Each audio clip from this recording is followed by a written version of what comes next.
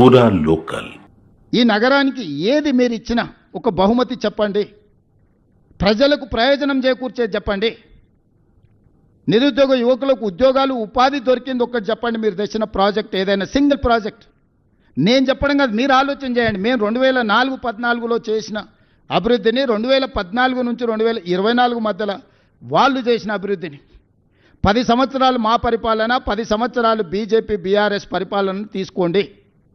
నరేంద్ర మోడీ గారైనా చంద్రశేఖరరావు గారైనా గత 10 సంవత్సరాలుగా వాళ్ళు చేసిన ప్రణాళికలు ఏంటివి, తెచ్చిందేందో ఎక్కడ నిలబడి చర్చ చేద్దామన్నా నేను సిద్ధం. కేటీఆర్ను కిషన్ రెడ్డిని ఇద్దరిని కలిసినామని అడుగుతున్న బ్యాడ్ బ్రదర్స్ని ఇద్దరిని. ఇవాళ ఈ నగరాన్ని అభివృద్ధి చేయాలంటే మాకు బీఆర్ఎస్ బీజేపీ ఎమ్మెల్యేలు ఎంపీలు అడ్డంకిగా మారినరు, చీడ పురుగుల్లాగా తయారైనరు. కంటోన్మెంట్లో కాంగ్రెస్ గెలిస్తే 5,000 కోట్ల రూపాయలతోనే అభివృద్ధి పనులు మొదలుపెట్టినాం. ఇవాళ జూబ్లీ హిల్స్లో గెలిస్తే ఇక్కడ నగరంలో అభివృద్ధి చేయడానికి నాకు సహకారం అందుతుంది. ఇవాళ అందుకే జూబ్లీ హిల్స్ కాంగ్రెస్ గెలవాల్సిన అవసరం ఉంది. నగరాన్ని అభివృద్ధి చేయాలంటే ప్రజాప్రతినిధుల సహకారం అవసరం. ఈరోజు ఓల్డ్ సిటీలో ఎంఐఎం నాకు సహకరించినందుకు 20 ఏళ్ళ నుంచి ఆగిపోయిన గౌలిగూడ నుంచి చంద్రాయన్గుట్ట ఓల్డ్ సిటీ మెట్రో రైలు ఈరోజు పనులు వేగంగా జరుగుతున్నాయి. అండర్ గ్రౌండ్ డ్రైనేజ్ పనులు జరుగుతున్నాయి. మిరాలం ట్యాంకులో ఎలివే రోడ్డు బ్రిడ్జ్, కేబుల్ బ్రిడ్జ్ ఈరోజు 500 కోట్లతో పనులు ప్రారంభమైనాయి. ఆరాంగఢ్ బ్రిడ్జ్ను కంప్లీట్ చేయగలిగిన నేను. ఓల్డ్ సిటీలో రోడ్ల విస్తరణ పనులు నేను పూర్తి చేయగలిగిన.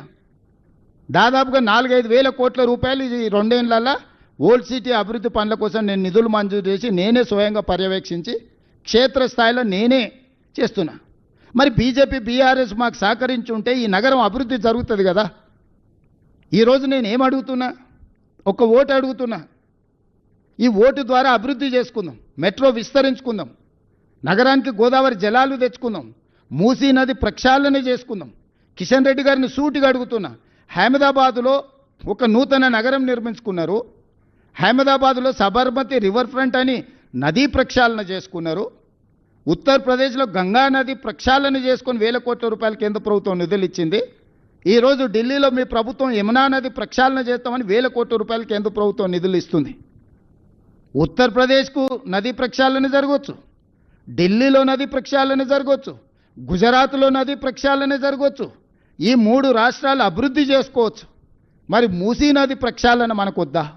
ఎందుకు పగబట్టినవు కిషన్ రెడ్డి? ఎందుకు కేటీఆర్కు సహకరిస్తున్నావు? ఎందుకు కేటీఆర్కు లొంగిపోయినావు?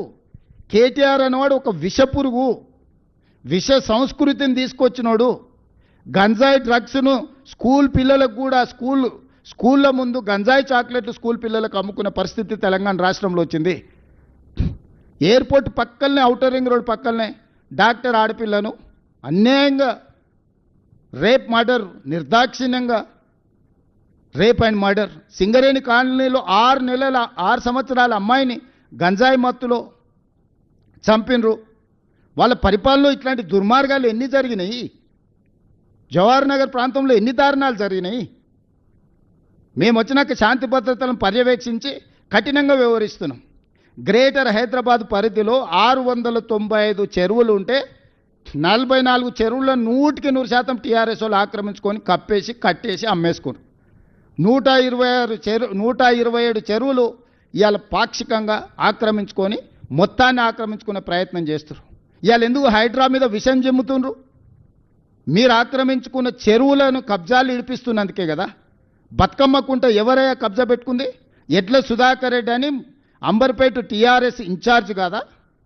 చంద్రశేఖరరావు పోతే హెలికాప్టర్లో పూల వర్షం కురిపించి